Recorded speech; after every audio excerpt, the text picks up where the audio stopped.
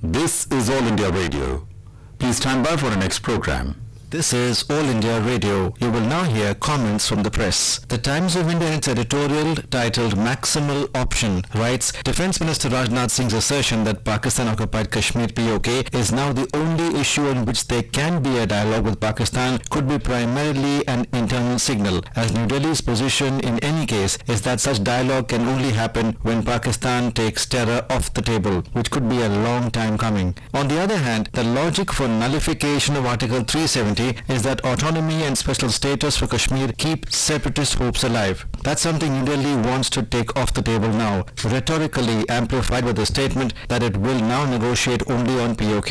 If this is a maximalistic position, it's a response to Pakistani maximalism that spurns any number of peace initiatives from successive Indian governments as it attempts to wrest J&K by any means possible. And if Islamabad has currently opened up a fusillade on all fronts against New Delhi, including on the LOC, Beijing has moved to provide it diplomatic cover by interceding on its behalf with the UN Security Council. However, the majority of participating UNSC members have concurred in a closed-door meeting that the issue ought to be resolved bilaterally between India and Pakistan. This has been New Delhi's position throughout since the 1972 Shimla Agreement. But China's bid to influence international opinion in Pakistan's favor is something that New Delhi must take note of. In particular, China talks of human rights violations in Kashmir has to leave one slack-jawed given its severely repressive rule in Tibet and internment of 1 million Uyghurs in Xinjiang in re-education camps. New Delhi should not now refrain from criticizing Beijing on human rights issues or using economic levers against China as China habitually does against other countries. The Economic Times in its editorial titled Das Appeal to Not Gloss Over Matters says having his every word recorded and reported, dissected for hidden meaning, analyzed for implications and pounced upon by critics is an occupational hazard for the RBI governor. So, Shaktikanta Das is very likely to have been prepared for the media attention given to his quite reasonable observation that a mood of gloom and doom about the economy is not going to help anyone. He also added that his appeal to refrain from blanket pessimism hardly maintaining a Panglossian attitude, referring to that classic caricature of runaway optimism, Professor Pangloss from Voltaire's Candide, and smiling away every difficulty. All he wished to convey was the message that economic agents should not be unduly pessimistic. The Hindu in its editorial titled Something Special says Prime Minister Narendra Modi's two-day visit to Thimphu affirmed a long-standing tradition between India and Bhutan where the leaders of both countries have given visiting each other a major priority early in their tenures. Mr. Modi returned a state visit to India by Bhutan Prime Minister Dr. Lothe Sherin in December 2018. This visit was actually delayed to include outcomes such as the inauguration of the 720 megawatt Mangdech hydro power plant. The relationship is indeed built on a traditional closeness, one that is unique in today's world. Open borders, close alignment and consultation on foreign policy, and regular open communications on all strategic issues are the hallmark of the relationship that has maintained its consistency for the past many decades. Bhutan's unequivocal support to India on strategic issues has meant a lot to India on the international stage and at the United Nations. Equally, Bhutan's leadership has not flinched in opposing threats to India. For instance, the former king's efforts in 2003 to drive out Alpha rebels or more recently, support for India's stand against Chinese troops on the Doklam Plateau.